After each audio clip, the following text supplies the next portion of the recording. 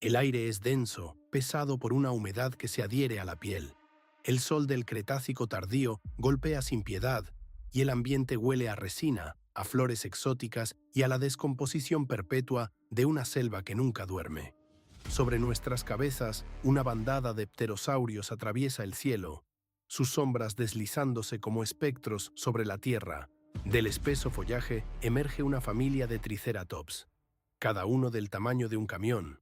Se mueven con una lentitud deliberada, sus enormes golas óseas actuando como escudos impenetrables. Pero no están solos. Oculto en la penumbra de los helechos gigantes, un tiranosaurio observa. 7 toneladas de instinto depredador puro, sus ojos fijos en la presa más vulnerable. Nos mira como si fuéramos el próximo eslabón en su cadena alimenticia.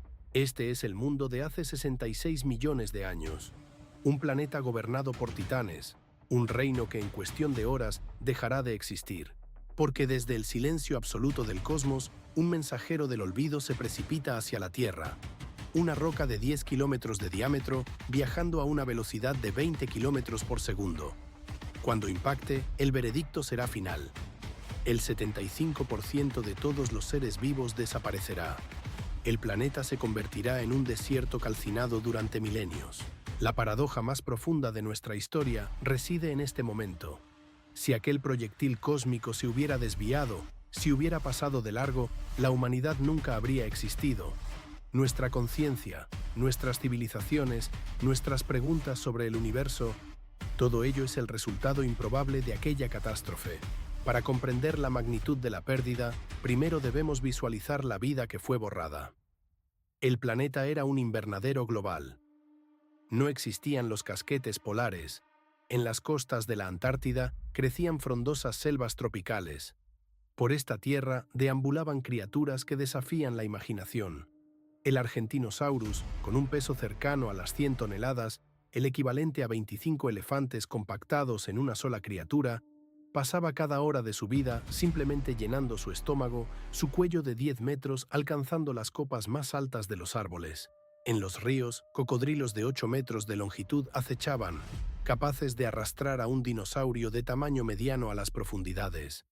Y en los océanos reinaba el Mosasaurus, un reptil marino de hasta 17 metros de largo, un verdadero dragón de las profundidades con una mandíbula del tamaño de un automóvil.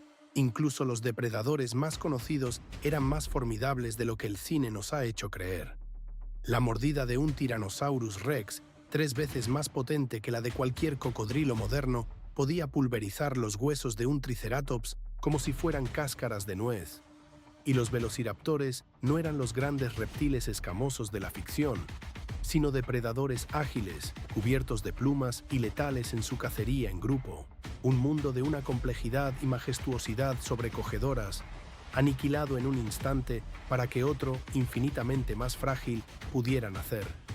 Nuestra propia existencia no es más que el eco de una colisión cósmica, un susurro nacido del estruendo que silenció a un planeta. Imaginemos un mundo bañado por una luz primigenia, un mundo de helechos gigantes y una humedad densa que se adhiere a la piel.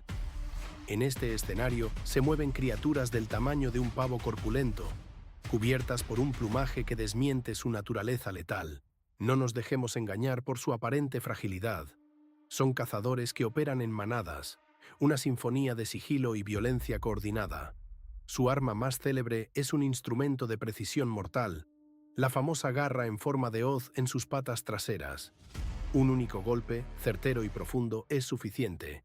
La presa, desangrándose en cuestión de minutos, se convierte en un testimonio de su letal eficacia. Esta era una pequeña viñeta de una biodiversidad casi infinita. Un ecosistema perfectamente calibrado durante eones, compuesto por cientos de especies, millones de individuos. Ellos, los dinosaurios, dominaron el planeta durante 160 millones de años. Para poner esta cifra en perspectiva, nuestra propia especie, el Homo sapiens, apenas ha existido durante 300.000 años. Los dinosaurios gobernaron la Tierra 500 veces más tiempo del que nosotros hemos caminado sobre ella. Meditemos sobre esa escala, 500 veces. Era una dinastía de una duración casi inconcebible y nada en su mundo parecía presagiar su fin. Pero detengámonos. Retrocedamos en el tiempo, no a su era, sino a la nuestra. ¿Cómo es que sabemos todo esto? Nadie estuvo allí para filmarlo. No quedaron testigos para relatar sus historias.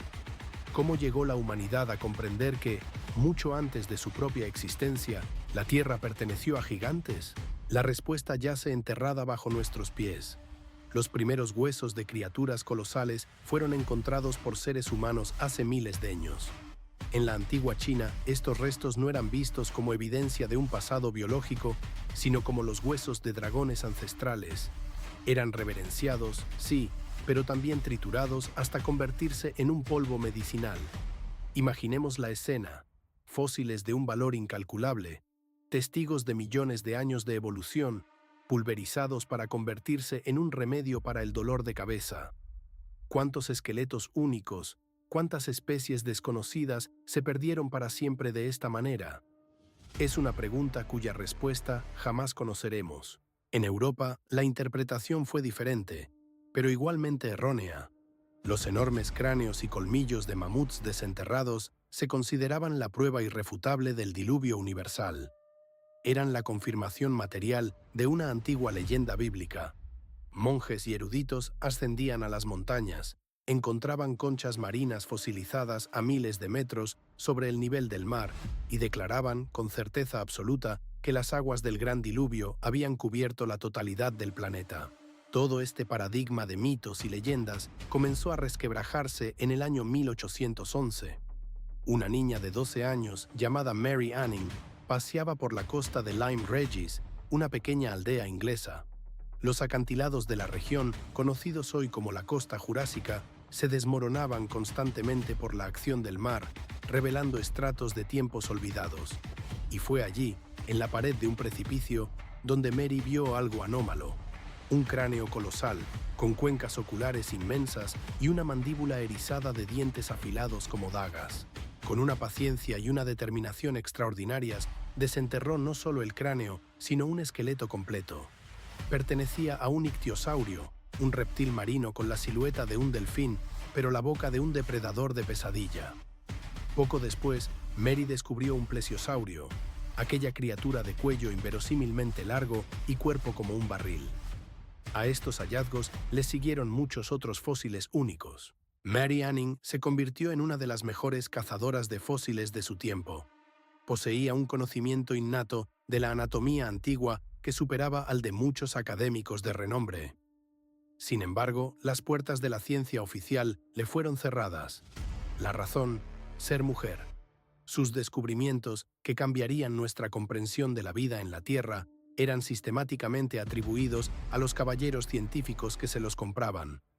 Mary murió en la pobreza, sin recibir jamás el reconocimiento que merecía.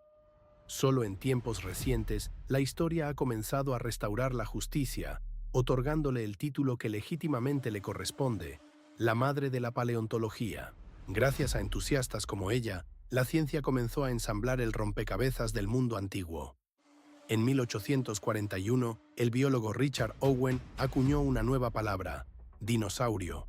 Derivada del griego deinosauros, su traducción literal es lagarto terrible. Pero terrible no en el sentido de espantoso, sino de imponente, de inspirar un sobrecogimiento casi reverencial. La fama masiva de estas criaturas llegó en la década de 1850. El escultor Benjamin Waterhouse Hawkins recibió el encargo de crear las primeras reconstrucciones a tamaño natural para la exposición del Palacio de Cristal en Londres. Para celebrar su logro, organizó una cena de gala dentro del molde de su modelo de iguanodón. 22 de las mentes más brillantes de la época, científicos y periodistas, se sentaron a la mesa, cenando y debatiendo sobre un mundo perdido, literalmente desde las entrañas de una de sus bestias. Así, hueso a hueso, fragmento a fragmento, la humanidad comenzó a reconstruir un pasado que había olvidado por completo. Un pasado que nos recuerda que nuestra propia existencia es apenas un susurro en la inmensa y atronadora cronología del planeta. Los periódicos estallaron con la noticia. En la Inglaterra victoriana, un mundo que se creía completamente cartografiado, la Tierra comenzó a revelar secretos de una antigüedad inconcebible, huesos de criaturas que desafiaban toda explicación. Las primeras reconstrucciones, vistas a través de la lente del tiempo, nos parecen casi cómicas. Dinosaurios que se asemejan a iguanas obesas del tamaño de un elefante, con una anatomía torpe y desafiante a la lógica. Pero debemos detenernos. Nos encontramos a mediados del siglo XIX. Los pioneros de la paleontología trabajaban con apenas un puñado de huesos fragmentados. Hacían lo que podían con el conocimiento que poseían, esculpiendo bestias de la imaginación tanto como de la ciencia. El verdadero punto de inflexión llegaría mucho después, cuando la ciencia aprendió a leer el reloj atómico de las rocas, la datación por radiocarbono, el método del potasio-argón, el análisis de isótopos. De repente, se reveló que los dinosaurios no solo habían vivido hace mucho tiempo, habitaban un abismo temporal tan profundo que la mente humana lucha por comprenderlo de verdad. 66 millones de años. Es una cifra que supera el número de segundos contenidos en 2 milenios. Si cada año fuese un centímetro, la cinta del tiempo que nos separa de su era se extendería por 660 kilómetros. Y fue en la contemplación de este vasto océano de tiempo donde comenzó el verdadero misterio. El geólogo Walter Álvarez estudiaba los estratos de roca en Italia cuando notó una anomalía, una sutil interrupción en la gran narrativa de la piedra. Entre la capa rebosante de fósiles de dinosaurios y la capa superior, donde ya no existían, yacía una delgada veta de arcilla, apenas unos centímetros. A primera vista, insignificante. Pero dentro de esa arcilla se escondía una concentración monstruosa de iridio. El iridio es un metal extremadamente raro en la corteza terrestre. Durante la formación del planeta, su alta densidad lo hizo hundirse hacia el núcleo líquido. Sin embargo, es abundante en los asteroides. Encontrar una capa de iridio tan rica en un solo lugar era la firma inequívoca, la huella dactilar de un visitante del espacio profundo. Álvarez, junto a su padre, el físico Luis Álvarez, comenzó a contrastar su hipótesis. Recolectaron muestras de todo el mundo, y en todas partes, en la frontera precisa entre el período Cretácico y el Paleógeno, la historia se repetía. Dinamarca, Nueva Zelanda, la Antártida, la misma capa de iridio, un sudario cósmico que envolvía al planeta entero. La evidencia del crimen estaba por todas partes, pero ¿dónde estaba el arma homicida? ¿Dónde estaba el cráter del impacto? Durante 10 años, el mundo científico lo buscó, y fue encontrado por accidente. Un equipo de geofísicos cartografiaba anomalías gravitacionales en el Golfo de México. Su objetivo no eran los dinosaurios, sino el petróleo. De pronto, en sus mapas, emergió una estructura fantasmal, un anillo colosal de 180 kilómetros de diámetro, una cicatriz perfectamente circular, mitad en tierra, mitad bajo el agua. Era el cráter de Chicxulub, en la península de Yucatán. Su edad, 66 millones de años. ¿Una coincidencia con la extinción masiva? La correlación era absoluta, innegable. Los científicos perforaron el corazón del cráter. Encontraron roca fundida, cuarzo de choque cuya estructura solo puede ser alterada por una presión inconcebible. Los vestigios de un tsunami de proporciones épicas y una capa de hollín. El testimonio silencioso de incendios que consumieron continentes. Todas las piezas del rompecabezas encajaron. Y ahora podemos atrevernos a imaginar ese último día. La mañana no era diferente a los millones que la habían precedido. Una manada de triceratops pastaba en un valle exuberante. Los hadrosaurios chapoteaban en las aguas someras, filtrando el limo. A lo lejos, un tiranosaurio dormitaba a la sombra, digiriendo la presa del día anterior. Y en los cielos, los pterosaurios planeaban sin esfuerzo sobre las corrientes térmicas, dueños de un aire cálido y ancestral. Era un mundo ajeno a su propio destino, un ecosistema vibrante que operaba bajo la ilusión de la permanencia. No sabían que desde las profundidades del espacio, un punto de luz se hacía cada día más grande, portando un veredicto escrito en las leyes de la física orbital. Un recordatorio de que incluso los imperios más duraderos, medidos en eones, pueden desvanecerse en un instante, dejando solo huesos y un fino polvo de estrellas para contar su historia. En las profundidades del Cretácico, un reino de gigantes se agitaba. Los mosasaurios, soberanos indiscutibles de las aguas, patrullaban su vasto dominio, ajenos a cualquier amenaza que no proviniera de su propio mundo. Pero a 100 millones de kilómetros de distancia, un peregrino silencioso de roca y hielo, del tamaño de una montaña, surcaba el vacío cósmico. Durante millones de años había viajado en una órbita indiferente, un fragmento olvidado de la creación del sistema solar. Ahora su trayectoria era inexorable. Se desplazaba a 72.000 kilómetros por hora, una velocidad 1000 veces superior a la de una bala, en un curso de colisión directo con un pequeño punto azul y blanco, el tercer planeta desde el Sol. El asteroide penetró la atmósfera en un ángulo agudo. En apenas unos segundos rasgó el velo protector del planeta. La fricción con el aire se convirtió en una furia incandescente, elevando la temperatura de su superficie a miles de grados. Se transformó en una bola de fuego colosal, un sol artificial y efímero que brillaba con la intensidad de 1000 soles verdaderos. En la superficie, las criaturas alzaron la vista. Un nuevo astro, de un brillo imposible, dominaba el cielo. Un calor antinatural comenzó a sentirse en el aire. Los instintos primarios, forjados durante eones, gritaban una única orden: «Huid», pero no había lugar a donde huir. Y entonces el infierno se desató sobre la Tierra.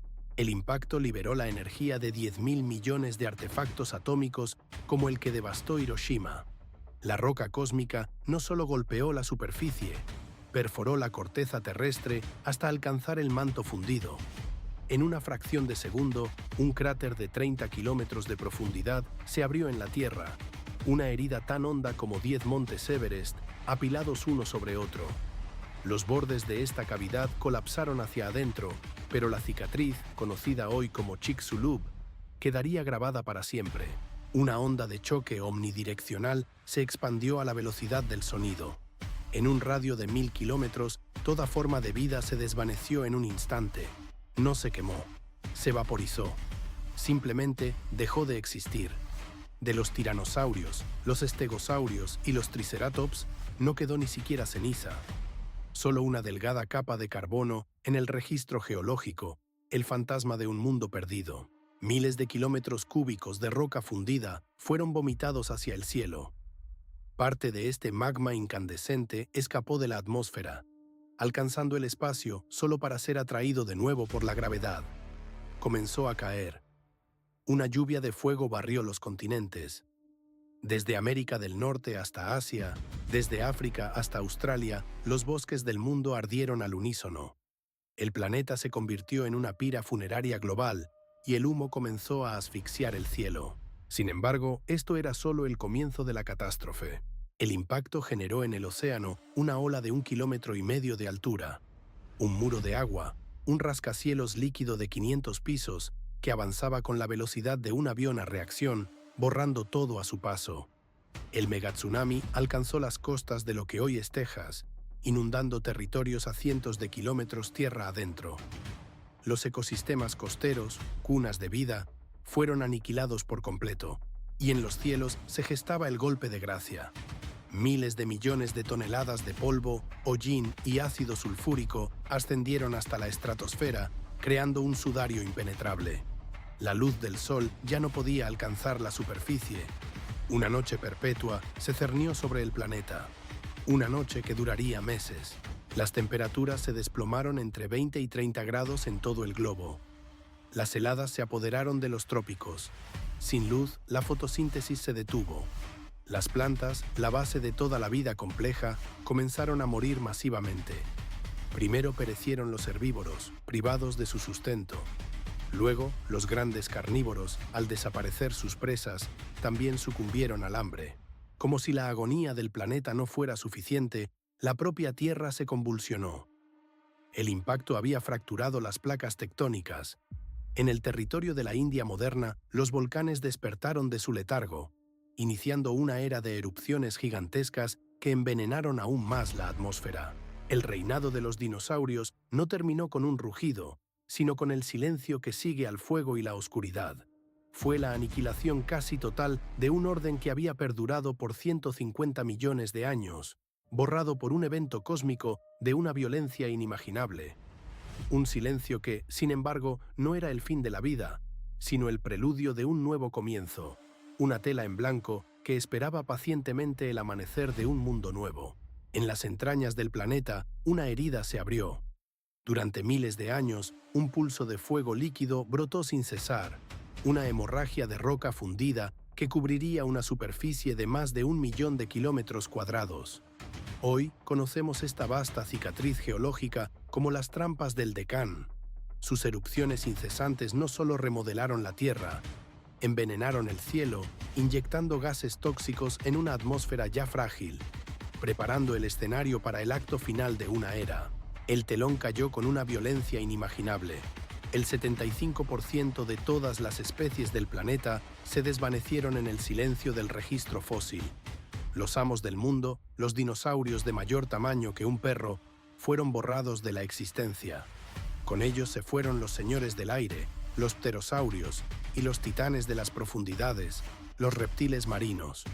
Los amonites, criaturas que habían prosperado en los océanos durante 350 millones de años, desaparecieron en apenas un instante geológico. La era de los reptiles había terminado. Una nueva época, la de los mamíferos, estaba a punto de comenzar sobre sus cenizas. Pero en medio de la aniquilación universal, la vida se aferró a la existencia. No todo se perdió. Algunos sobrevivieron a la catástrofe, y en su supervivencia encontramos un patrón, un código secreto que les permitió heredar un mundo devastado. La primera clave fue la humildad del tamaño. Las criaturas con un peso inferior a los 25 kilogramos tenían una ventaja decisiva. Un cuerpo más pequeño exige menos alimento, un recurso que se había vuelto peligrosamente escaso. Podían ocultarse en madrigueras, en grietas, esperando a que pasara el largo invierno nuclear inducido por el impacto. Cocodrilos, tortugas y, crucialmente, nuestros pequeños ancestros mamíferos, todos compartían esta virtud de la compacidad. La segunda fue la versatilidad del paladar. La especialización era una sentencia de muerte. Los supervivientes eran omnívoros, maestros del oportunismo. Semillas resistentes, insectos tenaces, las raíces ocultas bajo la ceniza, los restos de un mundo muerto. Todo era sustento. No importaba el qué, sino el cómo sobrevivir. En este arte, los mamíferos demostraron ser consumados expertos. La tercera clave ardía en su interior, la sangre caliente. Aunque es probable que los dinosaurios tuvieran algún grado de termorregulación, no era comparable al motor metabólico de los mamíferos. Cuando el sol se ocultó tras un velo de polvo y las temperaturas se desplomaron, los grandes reptiles se ralentizaron, volviéndose vulnerables. Los mamíferos, en cambio, mantuvieron su actividad, un fuego interno que les permitía moverse, cazar y pensar en un mundo congelado. Y la cuarta, la capacidad de desaparecer. Las madrigueras se convirtieron en arcas de Noé subterráneas. Bajo la superficie, la temperatura era más estable. La protección contra la lluvia ácida y la radiación era total. El mundo subterráneo se convirtió en un santuario donde innumerables linajes pudieron capear el temporal apocalíptico. Pero no solo los pequeños mamíferos encontraron refugio. Otro grupo, inesperado y extraordinario, también sobrevivió. Las aves. Las aves modernas son, de hecho, los descendientes directos de los dinosaurios. Sí, ha oído bien. Cuando observamos una paloma en una plaza, cuando escuchamos el canto de un gorrión al amanecer, estamos presenciando a un dinosaurio. Pequeño, emplumado, pero un dinosaurio en el sentido más literal y científico de la palabra. Los paleontólogos lo descifraron estudiando los esqueletos, que cuentan una historia compartida. Las aves y los dinosaurios terópodos, los grandes depredadores, comparten una estructura ósea idéntica, huesos huecos para aligerar el peso, una configuración pélvica única. El descubrimiento en China de fósiles con impresiones de plumas perfectamente conservadas fue la prueba definitiva. El temible Velociraptor estaba cubierto de plumas. Incluso el Tyrannosaurus Rex pudo haberlas tenido, al menos en su juventud. Las aves son la única rama del gran árbol de los dinosaurios que no fue arrancada de raíz. Todos sus demás parientes desaparecieron para siempre. Y después, cuando el polvo finalmente se asentó, ¿qué quedó? Un planeta que se asemejaba a un desierto calcinado. Una gruesa capa de ceniza cubría los continentes. Los esqueletos de los árboles se alzaban como pilares carbonizados contra un cielo pálido. Los ríos, ahogados por los sedimentos, fluían turbios y sin vida. El aire olía a azufre y a la descomposición de 1 billón de seres. Pero la vida encontró un camino. Los primeros en regresar fueron los helechos. Estas plantas ancestrales son campeonas de la supervivencia. Sus esporas pueden permanecer latentes en el suelo durante décadas, esperando las condiciones adecuadas. Cuando los primeros rayos de un sol debilitado lograron atravesar la neblina, los helechos respondieron. En cuestión de meses, una alfombra verde y vibrante cubrió la tierra muerta. Los geólogos tienen un nombre para este fenómeno, una firma que encuentran en las capas de roca después de cada extinción masiva. El pico de los helechos es un eco en la piedra que nos recuerda que incluso tras la noche más oscura, la vida no solo sobrevive, se obstina y espera pacientemente la primera luz del amanecer. En el lienzo geológico que sigue a la gran extinción emerge un patrón inconfundible. Donde antes reinaba la desolación, los estratos de roca revelan una explosión de vida vegetal. Por doquier se encuentran impresiones masivas de helechos. Es la primera y más clara señal de que la biosfera ha comenzado su lenta y ardua recuperación. Tras la alfombra verde de los helechos, regresó el zumbido de la vida. Los insectos, supervivientes natos, recolonizaron el planeta. Y con ellos, desde las entrañas de la Tierra, emergieron tímidamente unas pequeñas criaturas peludas. Los mamíferos, que durante millones de años habían vivido a la sombra de los gigantes, finalmente salieron de sus madrigueras. Durante los primeros miles de años, no eran más grandes que una rata de nuestros días. Su existencia era un ejercicio de cautela.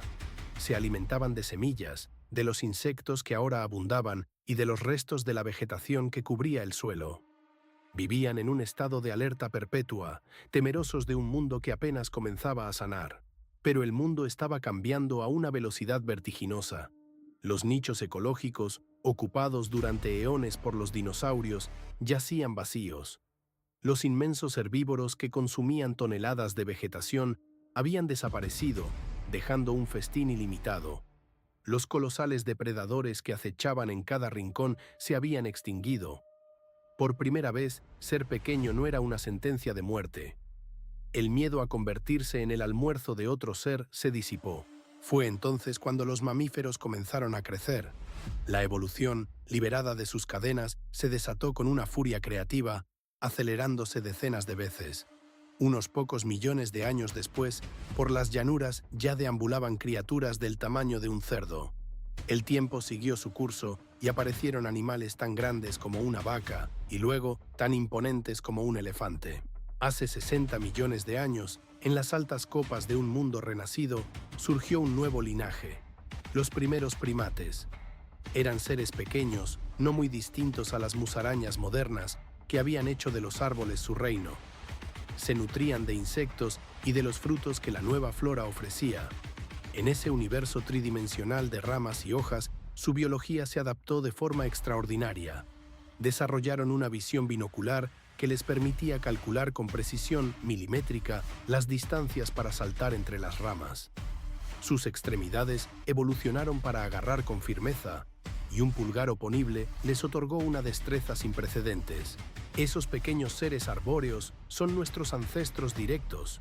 Su existencia, y por ende la nuestra, es el resultado directo de aquella catástrofe cósmica. Si el meteorito no hubiera impactado, los roedores furtivos, sin la más mínima oportunidad de prevalecer.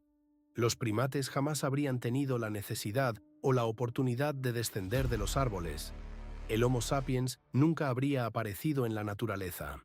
Existimos únicamente porque hace 66 millones de años, una roca del tamaño de una montaña impactó en el lugar preciso, en el momento preciso. Ahora imaginemos un escenario distinto.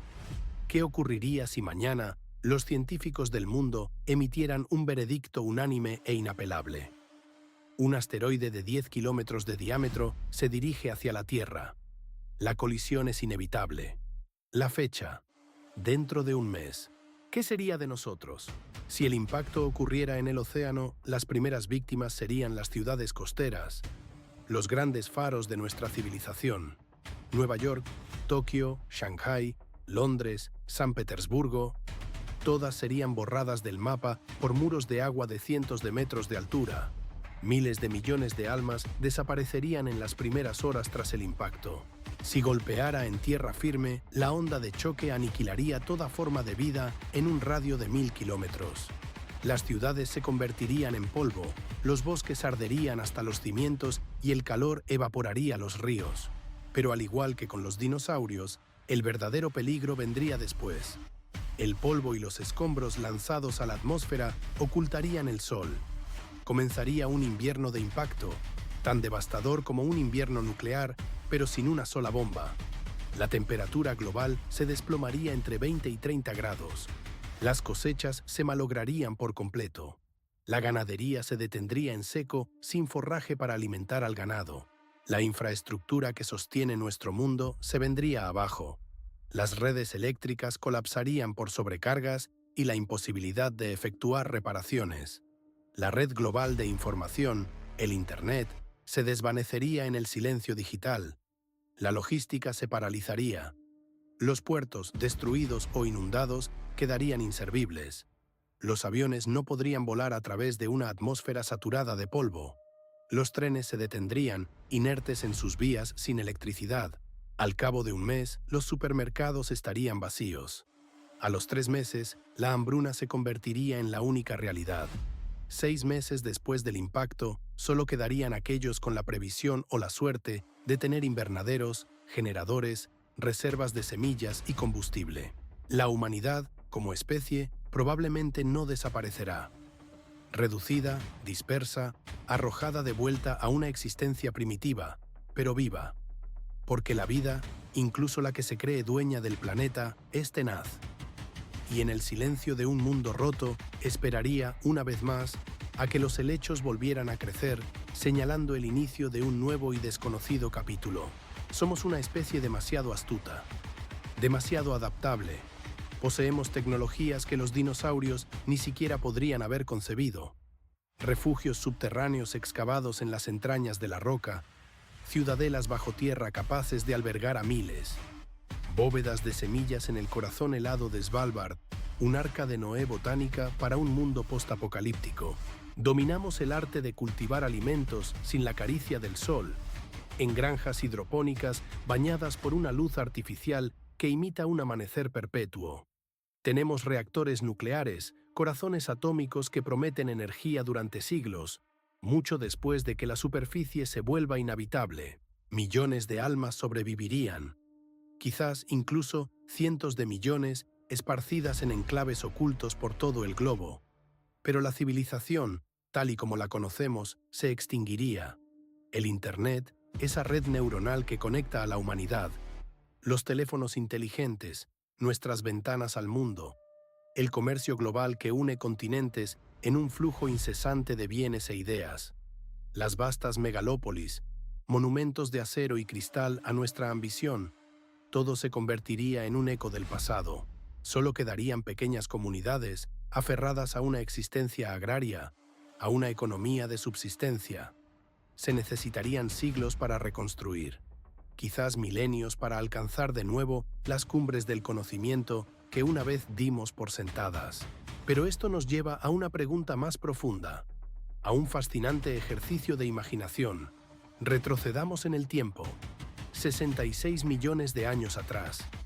¿Qué habría ocurrido si aquel asteroide, aquel mensajero del fin, hubiera pasado de largo, rozando apenas la órbita de la Tierra? Los dinosaurios habrían continuado su evolución. Nada en el registro fósil indicaba una decadencia natural. Estaban en el apogeo de su reinado, dueños absolutos del planeta. La pregunta entonces es inevitable. ¿Podrían haberse convertido en seres sapientes? La respuesta más probable es no. Sus cerebros no estaban diseñados para un intelecto de alto nivel. El cerebro de un tiranosaurio, un depredador de 7 toneladas, pesaba menos de 1 kilogramo. En comparación, el cerebro humano, con 1,5 kilos, gobierna un cuerpo de apenas 70 kilogramos. La proporción es sencillamente incomparable. Pero la inteligencia podría haber encontrado otro camino. Algunas aves modernas, como los cuervos y los loros, demuestran una capacidad para resolver problemas que supera a la de un niño humano de 3 años. Utilizan herramientas, resuelven complejos acertijos, transmiten conocimiento a su descendencia a través de la enseñanza. Si hubieran dispuesto de millones de años adicionales de evolución, libres de la competencia de los mamíferos, ¿qué podrían haber llegado a ser? Quizás hoy la Tierra estaría poblada por descendientes inteligentes de los velociraptores, pequeños seres emplumados con extremidades anteriores muy desarrolladas para la manipulación de objetos. Construirían ciudades nido, utilizarían herramientas de piedra y habrían desarrollado un lenguaje complejo a base de silbidos y chasquidos. O tal vez el planeta habría sido heredado por los descendientes inteligentes de los dinosaurios herbívoros, gigantescos seres sociales viviendo en manadas de 100 individuos. Su civilización no se basaría en el individuo, sino en una mente colectiva, una conciencia de colmena similar a la de las hormigas o las abejas. Existe, sin embargo, una tercera vía, una mucho más simple. Quizás no habría cambiado nada en absoluto. Los hable durante otras decenas de millones de años, sin progreso, sin civilización, simplemente el ciclo interminable de la vida y la muerte. Nunca lo sabremos con certeza. Es uno de esos misterios insondables, una puerta que la ciencia jamás podrá abrir. ¿Y saben qué es lo más asombroso de toda esta historia? Que a pesar de todo, la vida venció. Tras el impacto del asteroide, el planeta se transformó en una versión del infierno. Incendios que devoraban continentes, tsunamis que borraban las costas, lluvias de ácido que quemaban la tierra y una noche perpetua que se extendió durante meses. El 75% de todas las especies desaparecieron para siempre. Los ecosistemas se derrumbaron como un castillo de naipes. Parecía que la vida en la Tierra había llegado a su fin definitivo, pero solo pasaron unas pocas decenas de miles de años, un parpadeo en la escala geológica, y los helechos volvieron a teñir de verde el paisaje calcinado. La vida, tenaz e imparable, había regresado, y en ese renacer silencioso, en ese primer brote verde sobre la ceniza, se encontraba la improbable promesa de todo lo que vendría después, incluidos nosotros. Un recordatorio de que cada civilización, cada pensamiento, cada vida, florece sobre los escombros de un mundo que ya no existe. En el aire enrarecido, un zumbido. Los insectos fueron los primeros en regresar. Poco después, desde sus madrigueras bajo una superficie calcinada, los mamíferos emergieron parpadeando ante un mundo transformado. La vida, contra todo pronóstico, había vuelto. 1.000.000 de años más tarde, los bosques volvían a rugir con la misma intensidad que antes del cataclismo. 10 millones de años después, nuevos gigantes, colosos del tamaño de un autobús, recorrían las llanuras de un planeta renacido. Y tras 60 millones de años, aparecimos nosotros, y con nosotros, la pregunta sobre el pasado. La vida, como fenómeno, se niega a ser aniquilada. Se adapta a todo, al frío glacial y al calor abrasador, a la acidez corrosiva y a la radiación invisible, a la oscuridad perpetua y a la luz cegadora. Siempre encontrará la manera de persistir en las condiciones más extremas que la imaginación pueda concebir. La naturaleza nunca tolera el vacío. Los dinosaurios se desvanecieron, pero sus descendientes, las aves, reclaman los cielos en cada rincón del planeta. Los gigantescos reptiles marinos partieron, pero las ballenas y los delfines ocuparon su trono en el océano. Los amonites desaparecieron para siempre, pero en las profundidades insondables, el pulpo y el calamar prosperan, herederos de un antiguo linaje. Cuando algo se extingue, algo nuevo emerge para ocupar su lugar, a veces incluso mejor adaptado que su predecesor. Somos parte de este ciclo infinito, herederos de criaturas que sobrevivieron a la catástrofe más pavorosa en la historia del planeta en los últimos 500 millones de años. Su tenacidad fluye por nuestra sangre, inscrita en el lenguaje de nuestros genes.